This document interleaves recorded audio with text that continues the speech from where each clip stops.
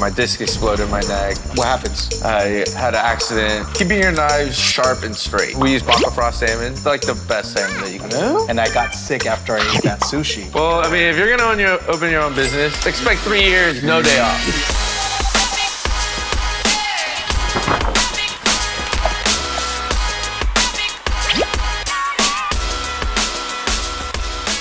What's up, everybody? We're out here off of El Cajon and off of College, and then in between College and Rolando. I'm here with owner and founder of Pokedon over on here. If you come by down El Cajon, you'll be able to see like this big street, big apartment building, and he's in the bottom. He's one of the one of the restaurants down here.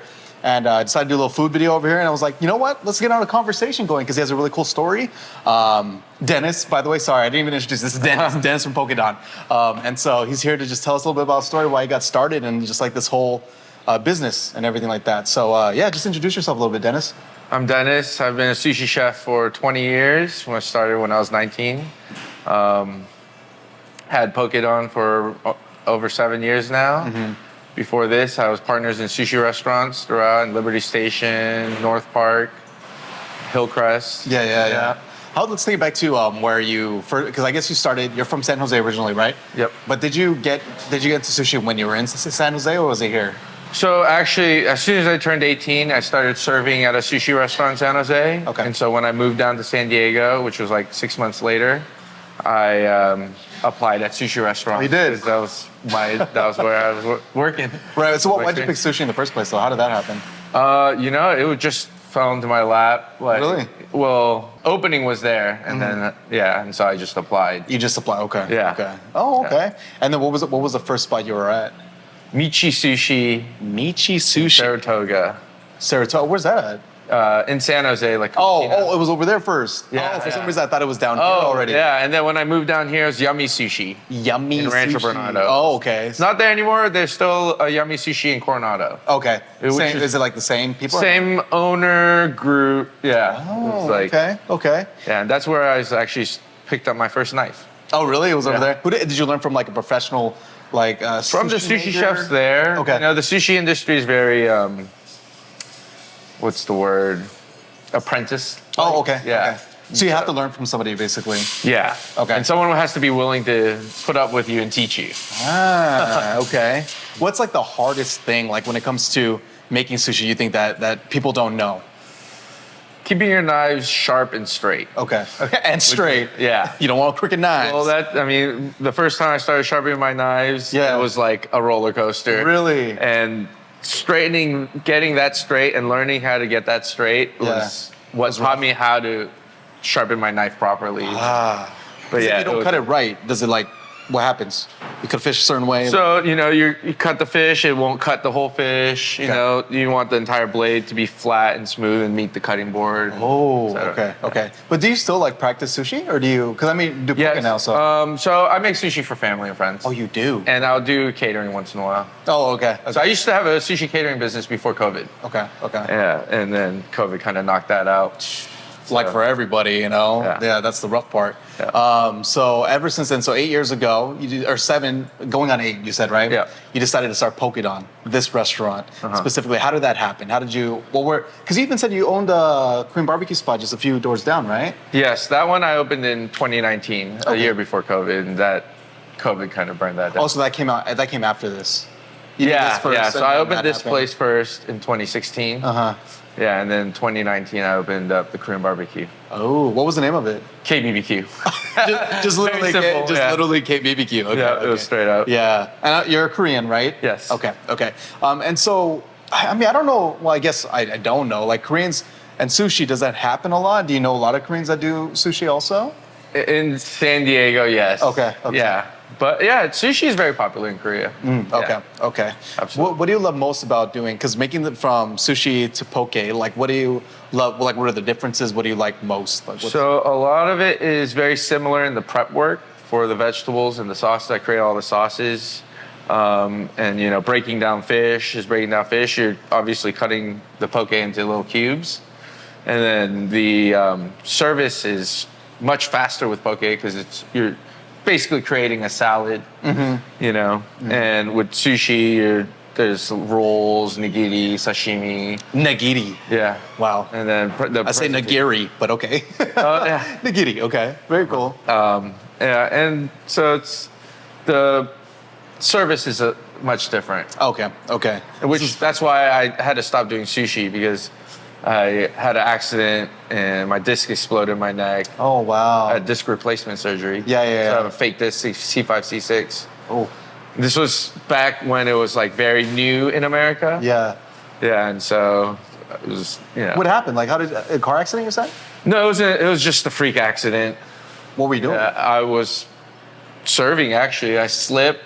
And I didn't even fall. I got whiplash. Oh my gosh. Yeah, and so it was very freak accident. So from you whipping your head back, you didn't fall. That happened? Yeah, and I didn't know what was wrong with me. So I actually continued to work for a week, but with lots of pain and and actually most of the pain was in my lower back, weirdly. But that's because everything was in shock. Yeah. So then you went to the doctor, you went to the hospital, or like what happened after that? Yeah, and then so, a couple days I would wake up, get ready, and I'd just be like laying on the floor because I couldn't move. So I went to the doctor. They gave me an X-ray. Oh, they're like, oh, you might have a slip disc, and they gave me some pills and stuff. And I was like, okay, that's not gonna help. Okay. Like that's just gonna cover it up. Yeah. And so, I kept going back, and they're like, well, we're not going to give you any more pills. I'm like, I don't want the pills. I actually have the pills. I've been taking them. And I showed it to him. I'm like, I want you to fix me. Yeah. And there was a whole miscommunication with the doctors, and I don't know. They had to switch me to another doctor, and he was like, oh, you should get an MRI. And at that point, it's been like 5 months. Oh my gosh. And so they gave me an MRI. Yeah. And they're like, oh my God, your disc is exploded in your neck. You need surgery right now. 5 months later. Yeah. They're like, you need surgery right now. And they're like, we're going to, the first surgeon I talked to, he's like, we're going to fuse the disc and everything. And I was about to do it. And I was like, can I get a second opinion? And they're like, oh yeah, sure. And so I got a second opinion. Talked to another surgeon. And he's the one that brought up the disc replacement surgery. Okay. And so... at that point, it was only around in America for 7 years, but in Europe for 15. So, they're like, it's kind of experimental, sort of. We don't know what the long-term outcome is per se. Right. But I'll tell you, it was amazing. Dang. 3 days after my surgery, I was doing construction here at Wow, dude, that's impressive. And ever since then, you haven't had any issues? I still have some neck issues. Okay. That could be other things. But a lot better than before is what you're saying. Oh, yeah, okay. absolutely. That's good. Yeah. That's good. I wanted to talk my about... My golf ball goes 10 yards further. No, that's weird. That's all you need. I got more rotation in my neck. You got to keep it stiff, and then you just turn with it. You turn with it. I wanted to talk a little bit about how, because you've been around for almost 8 years now. That's already a big achievement. A lot of restaurants, they don't make it this long. They make it a couple of years, 3 years, and they just end up closing. So what do you think has been the biggest thing for you that's helped you stay open this long? My stubbornness. No, I strive to put out good food, fresh fish. I make all my sauces. And just even no matter, how expensive products get, I don't cut short on my, on the quality of fish, quality of produce. Yeah. So you keep your quality, you keep your ingredients high. As well as, there has to be, there's other things too, right? Because you have to kind of build up your brand here, right? Like you being here, constant customers, is there anything else besides ingredients that you felt always brought them back? Yeah, we have customers that have been coming for 7, 8 years since we've opened. And, just the consistency and quality, I think, and, that's kept them there. And me and Michael have been here forever, so they know us. Yeah. It's like the personality too, right? Yeah. When you know somebody and you like their food, all of this stuff, it makes it kind of an experience to come back here and eat with. Yeah. I might as well just bring it up now. They got a sex bowl here that I tried earlier, and it was definitely very sexy. One bite, and I was just like, wow, cream in my pants. It was bomb. I would say, yeah. And that was Michael's invention. Yep, that's my man He Michael. kind of put it together, and I was just like, Geez, no wonder people love this spot because it was like creamy, it was sweet, you know, like it had a lot of textures in your mouth. And that's what I love about poke. It's like you can do a lot of things to it. You can really customize it, right? Yeah. And kind of make it your own. And going along with that, like you have your signature bowls that you serve as well. But like we just said, you can always customize your bowl here, right? Yep, we have the create your own option, which, you know, there's, you know, infinite options. Right. Yeah, with that Do whatever. different fish, different toppings that we have, and all the sauces. You know. Okay, so all the sauce and all that stuff because I know that like usually if you think about other poke spots, right, you're a little bit different because people kind of just like walk down a line and they pick and they choose and stuff like that. But yours is different because you have the signature bowls and then you have like what you call it, and I mean kind of the same principle, but like what makes you guys stand out from that too? I think our signature bowls, because it's like, you know, we tried and tested and true, and we know that you'll like it. You know, and if you do create your own, we'll help guide you slightly. You know, it's like, but you know, it's, everyone, you know, they have their own preference, so it's customizable to whatever you want. Oh, okay. What is your favorite bowl? What do you like the most here? I usually will make the Tokyo bowl for myself. Okay. I do go on different, you know, when I first made the miso mayo, I made the Maui bowl for like 2 years straight. Oh, that's it? All I ate was the miso mayo. Yeah, and then the soul bowl is like classic. When I was a kid, the only time I would eat sushi is with chojang, which is the gochujang that I use for the soul bowl. And so that's very nostalgic for me, and it's also very unique flavor. That unless you're gonna go to a place that has something similar, you're not gonna get that. Oh, okay. What is a customer's top bowl here? Top favorite? Probably the TJ bowl. TJ bowl? Yeah. The past couple of years, the TJ bowl. Yeah. Well, why the TJ? The TJ bowl, I mean, it's classic soy sauce, spicy mayo. It's my spicy mayo, which everyone says is much good. different and better. That's good. Yeah, and it's with salmon. You know, we use baka frost salmon. What is that? That's like the best salmon that you can. Oh, I've never heard of baka frost. Baka frost. Where's that? Like it's from Norway. Northern. Yeah. Oh. Sweden, Norway. Yeah. Oh, okay. And you can definitely taste like because I've It's a had brand. It's Okay. like, it's kind of like a brand. Oh, is it? I mean, they have the type of fish. Yeah. But yeah. I mean, I've had like different salmon before, which hasn't been as fresh and not as good. Like you can like what I love because when I had a bite of your guys' is when a fish tastes too fishy. You know what I'm saying? Like there's like a balance, right, where it tastes fresh. Yeah, you can smell it and the moment it hits your tongue, you're just like, ooh, there's something up with this, right? There's a difference. So that's the biggest thing in you know sushi restaurants and poke restaurants is how you care for the fish. Okay. Because most of the fish in San Diego, I mean, you can get different levels of quality. Yeah. You know, all fish vendors will have it, different levels. But most of the fish is all coming through LA anyways. So by the time you get it to San Diego, you know, it's what happens once you receive the fish, you know, in the restaurant, and how you take care of it, putting it away properly. Why does most of it come from LA? Because that's a major port. Oh, okay. Yeah. We don't have a major port here? No, not international port. Oh, okay. Yeah, That makes sense. Yeah. Do you guys get someone brings it to you guys or you guys go up and get it? Someone brings it to us. Okay. I mean, there's minimal delivery, but of course. Of course. Gas prices, you know. Yeah. Oh, man, that would be rough. It's not like back in the day where you could order like $50 worth of product and they'll still deliver it. Yeah. No, not like that at all. What do you love most about running a poke shop?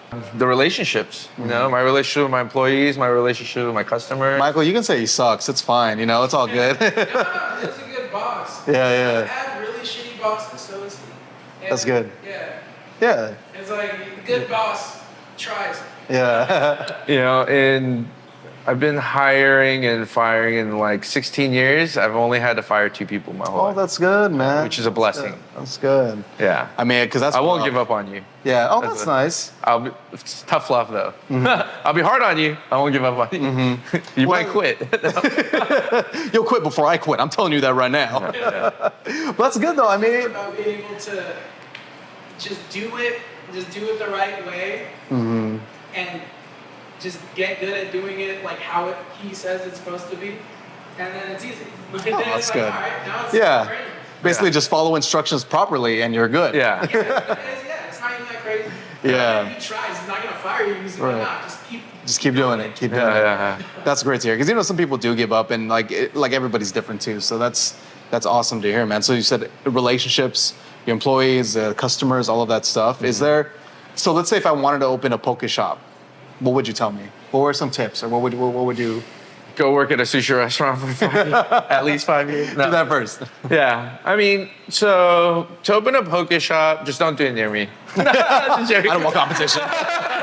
Go over there. No, you really have to be on top of everything, especially you're serving raw food, raw vegetables, raw fish. So everything has to be really clean. Gotcha. Yeah. You have to be very strict. Sushi is like a very strict discipline. And so you definitely have to take care of everything Can't cut corners. Yeah. Especially like since it's served like room temperature or cold, like you can tell the flavors, like a lot of things, if it's heated up, you put hot sauce on it, you cover the stuff up. But yeah, with sushi, it's like, if you cut corners, you can tell. You can just tell like you said. the difference. It smells like fish. It tastes fishy. That means you did something wrong. Yeah. Or you ordered some cheap fish. Right. It's funny because there's been a few shops that I've been to, and we would talk, we do a podcast, stuff like that, and a couple times. Well, it's only happened once really. I got sick off of the sushi because it was sitting in front of us, and we're talking. We're doing this kind of thing. So, and it was hot in that room, and it was like a big room, but it was like hot, and I got sick after I ate that sushi. Because if it sits right, you don't know what bacteria is forming, all of that stuff. So either eat it right away or you wait and then you eat it afterwards so you can eat it fresh right from the beginning. Because the moment you let it sit and then, I don't know, it messed me up for days. It was bad. It was real There's bad. probably some shellfish in there. Some Shellfish goes bad the fastest. Does it? When you get like terrible food poisoning, it's usually from shellfish. Really? Yeah. Oh, shoot. Scallop, shrimp. Oh, yeah. Scallops, yeah? Scallops is one of the worst. Yeah. That's such a touchy. Well, and then that's also like another thing with sushi restaurants. You can't have a hot sushi restaurant. Right. That's why it was weird too. It's like they didn't have. I don't think they even have AC in there. But it was like warm, and I was like, should I be sweating while we're doing this? Like no, this doesn't feel right. So, but anyways, I mean, unless you were doing the podcast for 4 hours, like not that much. Oh man, it was already hot from the moment we walked into the place. So yeah, that's a bad sign. So that's good to know now. So if I walk into a hot sushi restaurant, I'm like, nah, now we gotta go. We can't. We're like good to go. I don't know. Yeah. Question it. Business tips. I want to kind of, like you said, like I want to kind of for a small business owner, or like a poke shop. You said don't open it close to here. No. Well, but I tell them, no matter what small business, if you're opening a business, you need to have at least like a year operating costs. Okay. Know the ins and outs. You should be able to do every single job in that business. Mm-hmm. If you have to rely on someone else, then maybe you shouldn't be the owner. Really? Until you know the ins and outs of every single little thing. Right. You don't know if you hire a chef, they're going to take advantage of you. That's why. Okay. Which I've actually worked with a boss and their head chef took full advantage of him. Oh, wow. And like would order crazy things. Yeah, and be like, we need this. And you don't need it. No, not at all. Wow. Okay. Know the ins and outs, number one. Do you have another one? Know your customers. Okay. Love what you're doing because you're going to be doing it every day. Right. When I first opened, I was working, all the way up until COVID, I was working 90 hours a week. 90? I was more than that. I was working 12-hour days, more than 12 hour days. Oh my gosh, dude, that's insane. 7 days a week. I didn't see my family. The COVID changed my life, though. Right. That's why I'm closed on Sundays. Because before I'd be like, why do people close 1 day a week? You need to make money every day. But so it's like. So you're closed on Sundays. So I'm closed on Sundays right now. Okay. I might open back up eventually. He's still feeling it. Yeah. I appreciate it. Yeah. That's what I'm saying too, because like you can't go hard 100,000% all the time. Eventually you're gonna burn out. You need some kind of break in between. Yeah. You need something. I mean, like either that's a day off or maybe a small vacation after going hard for a long time. Like you just gotta find the right balance for yourself to not get to that level, because if you burn out, it's hard to get back into it. Well, I mean, if you're gonna open your own business, you're gonna expect 3 years, no day off. Yeah, 3 yeah, years, yeah. at least. Yeah. You know, I think that's why a lot of restaurants do. You know, small businesses do. It's like the 3 years, that kind of weird. Like everyone always says 3 years. You know, it's because. If you know, at the end of, when you go every day for 3 years, are you burnt out or can you keep going? Right. You know? Yeah. And that's, you know, at this point, before COVID, I had, you know, between the 2 restaurants and the catering business, I had 19 employees. Wow, 19? Yeah, now I have 3, Yeah, 2 part-time and 1 full-time. That's it. That's it. You know? Wow, dude. Okay. So it's definitely, you know, it's a lot of work. Yeah. And you have I mean, to that makes a lot of be sense. ready for too. that. I mean, that's the first time I heard the 3 years thing, because a lot of people, I feel like, would give up before they even hit 3 years. You know, it's just like you go hard for a year, maybe hard things happen. You're just like, you know what, I can't do it anymore. Let me give up. So. Well, you know, especially after a year and you made no money and you worked every single day, you're going to question what you're doing. Exactly. What's crazy though is like sometimes it's just that one more day, like mindset that if you do it for one more day, something happens and it changes your whole business too, right? Yeah. So it's kind of like, it's hard because you always doubt yourself. Do I stay doing this or do I just stop because I'm stressed out, I'm tired, maybe there's something better else out. And sometimes it is. Sometimes it's like you should stop because you're not doing well and that's for a specific reason that you don't know. Yeah. But other than that, you can always push through and be successful in it too. Absolutely. A lot of work it takes. So, but yeah, man, that's awesome. So before we end today's podcast, where can people find you? What's your address? What's your social media handles? All that stuff. So we're on Instagram at Pokedon SD. We're on Facebook, Pokedon SD. Okay. We're over here on El Cajon and 63rd at 6353 El Cajon Boulevard. It's the Boulevard 63 Apartments. Okay, that's the name. Or no, actually they just changed their name. It's called The Rive. The Rive? Yeah, I think they're trying to sound it like Thrive. Oh. But it's Okay. called The Rive. The Rive, okay. It's huge, you can't miss it. Yeah. If you're going east on El Cajon, it's on the right side. Dang. Or one of the street side storefronts. Yeah. Across the street from the famous Chiba Hut. Where? Oh, that one? That's famous? That's the only Chiba Hut. I thought there's one more. There was one in PV, but they shut that down. Oh, okay. So yeah, right across the street from there. Right off the main road, off of El Cajon. So Yeah, the Boulevard. yeah. Well, awesome, Dennis. Thank you for joining me today. Right. Thank you, Vince. A lot of people will get some value from this. So awesome, man. Thank you. Thank you, guys. Thank you.